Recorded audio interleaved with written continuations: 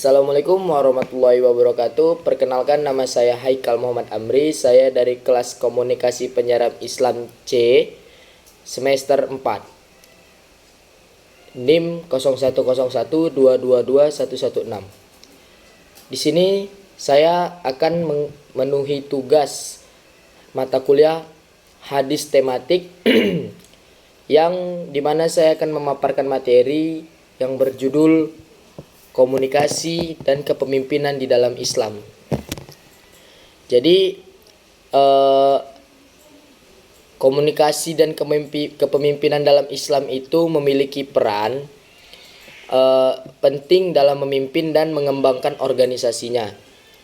Berikut ini saya akan memaparkan beberapa poin yang memang betul-betul penting dalam bagaimana komunikasi dan kepemimpinan di dalam Islam agar dapat membantu mencapai tujuan organisasi tersebut. Yang pertama itu, komunikasi itu adalah dasar. Jadi komunikasi itu merupakan dasar kehidupan manusia dan sangat penting dalam memimpin. Jadi dalam kehidupan sehari-hari, manusia itu adalah makhluk individu yang selalu berkomunikasi antara satu individu dengan individu lainnya. Dan juga di dalam kepemimpinan, dasar dari organisasi yang baik itu adalah komunikasi dari seorang pemimpin dengan anggotanya gitu loh. Nah, jadi lalu berikutnya itu ada juga yang namanya nilai-nilai dan nilai-nilai etika komunikasi. Nilai-nilai etika komunikasi dalam Islam itu menurut nilai-nilai dari Al-Quran. Jadi Al-Quran dan Sunnah Nabi Muhammad SAW itu ada dia tentang komunikasi gitu loh. Jadi dimana kita harus menjunjung tinggi nilai-nilai kejujuran, keadilan dan kewajaran juga harus dijunjung tinggi gitu loh dalam sebuah berkomunikasi. Pemimpin harus menjadi contoh dan sumber inspirasi bagi anggota organisasinya dengan berprinsip pada nilai-nilai tersebut. Kepemimpinan sebagai khalifah, berikutnya itu dia. Kepemimpinan dalam Islam berarti menggantikan Allah sebagai pemimpin. Pemimpin harus menjadi contoh dan sumber inspirasi bagi anggota-anggotanya. Jadi dia harus berprinsip pada nilai-nilai kejujuran, keadilan, kewajaran, dan demikian pemimpin itu dapat memimpin organisasi dengan adil dan juga secara bijaksana gitu. Jadi jika nilai-nilai tersebut tadi sudah dijalankan oleh seorang pemimpin, maka komunikasi antar pemimpin dengan anggotanya itu akan berjalan lancar gitu loh. Dan juga akan menjadi sebuah komunikasi yang baik antara satu dengan yang lainnya gitu loh. Berikutnya itu ada yang namanya komunikasi efektif. Komunikasi efektif ini sangat penting dalam pendidikan Islam gitu. Untuk mencapai tujuan, pemimpin harus mampu meningkatkan motivasi dan kinerja anggotanya. Jadi seorang pemimpin itu harus bisa menjalankan komunikasi yang efektif. Jadi dia itu mampu mencapai tujuan untuk meningkatkan motivasi dan kinerja dari seorang anggota-anggota yang dipimpinnya tersebut. Jadi dari komunikasi efektif ini juga dapat meningkatkan kesadaran dan kepedulian anggota organisasi terhadap tujuan organisasinya tersebut. Nah, dan juga berikutnya itu ada yang namanya peran komunikasi dalam organisasi. Jadi komunikasi dalam organisasi itu mempunyai peranan sentral untuk membentuk saling pengertian dan menghasilkan sinergi gitu loh. Jadi komunikasi organisasi ini mempunyai peran dia, di mana dia untuk membentuk agar satu sama lain itu saling pengertian gitu, dan juga menghasilkan sinergi. Jadi dengan hasil komunikasi yang baik antara satu sama lain, maka itu akan menjadi sebuah hal positif baru yang muncul gitu. Jadi kepemimpinan yang adil itu dan memberikan sugesti itu sangat penting gitu loh dalam pengembangan organisasinya. Dengan demikian itu organisasi dapat berjalan dengan efektif dan berkelanjutan. Lalu pengembangan kemampuan komunikasi. Jadi pengembangan kemampuan komunikasi itu sangat penting Dan juga satu poin yang sangat penting lagi, kepemimpinan sangat penting juga di dalam Islam gitu loh.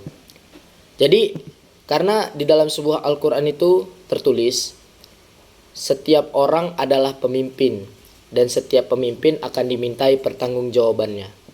Nah, jadi pemimpin itu harus terus meningkatkan kemampuan mereka dalam berkomunikasi dan memimpin. Jadi yang dimaksud dengan setiap orang adalah dia menjadi pemimpin bagi dirinya sendiri gitu loh. Jika dia memimpin dirinya itu dengan baik, maka insya Allah itu akan menjadi sesuatu hal yang baik juga bagi dirinya gitu loh. Dan itu di akhirat semua bagian dari tubuhnya itu akan dimintai pertanggungjawabannya. Jadi setiap pemimpin akan dimintai pertanggungjawabannya. Lalu dengan tercapainya pengembangan kemampuan dan komunikasi dalam sebuah organisasi, itu akan menjadikan organisasi dapat meningkatkan kinerjanya dan juga mencapai tujuannya yang tinggi gitu loh.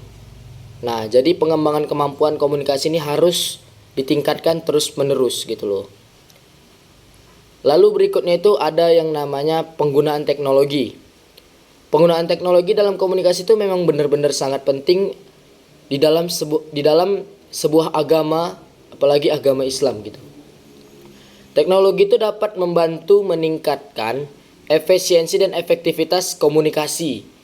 Contoh di zaman Nabi itu hanya untuk mengumandangkan azan itu hanya menggunakan suara sendiri tanpa adanya bantuan alat apapun gitu loh. Dan pertama kali azan dikumandangkan itu oleh Bilal bin Rabah itu tanpa menggunakan alat bantuan apapun, hanya menggunakan pita suaranya sendiri. Dan seiring berjalannya zaman, teknologi pun semakin berkembang dan muncullah yang namanya Toha speaker gitu loh. Jadi di zaman sekarang kita untuk memanggil umat Islam kalau sudah masuk waktu sholat menggunakan Toha speaker. Oleh karena itu juga penggunaan teknologi sangat berguna dalam Islam. Dan juga seperti sekarang banyaknya media sosial TikTok, Instagram, dan Facebook dan juga YouTube, kita bisa mampu menyebarluaskan media dakwah seperti ceramah-ceramah Ustadz Abdul Somad, Ustadz-Ustadz yang lainnya gitu loh. Kita dapat gampang, apalagi sekarang sudah ada fitur posting ulang di TikTok gitu loh. Jadi tinggal kita bagaimana menggunakan media sosial tersebut, penggunaan teknologi tersebut untuk menyebarkan agama Islam gitu loh. Dan juga lalu berikutnya itu ada juga yang namanya itu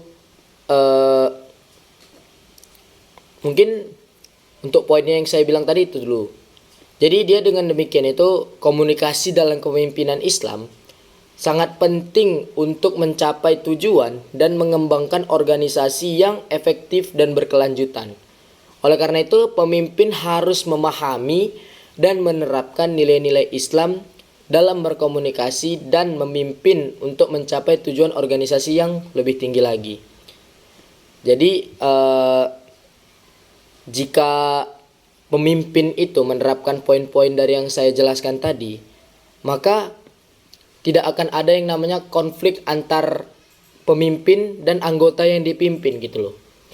Jadi jika pemimpinnya itu sudah menerapkan nilai-nilai yang disunahkan oleh Nabi, yang dikatakan oleh Nabi, dan juga yang telah difirmankan Allah Subhanahu wa taala di dalam Al-Qur'an, maka insya Allah itu tidak akan terjadi sebuah konflik dan cekcok. Mungkin itu saja materi yang dapat saya paparkan seputar komunikasi dan kepemimpinan di dalam Islam. Lebih dan kurang saya minta maaf. Wabillahi taufiq wal hidayah. Assalamualaikum warahmatullahi wabarakatuh.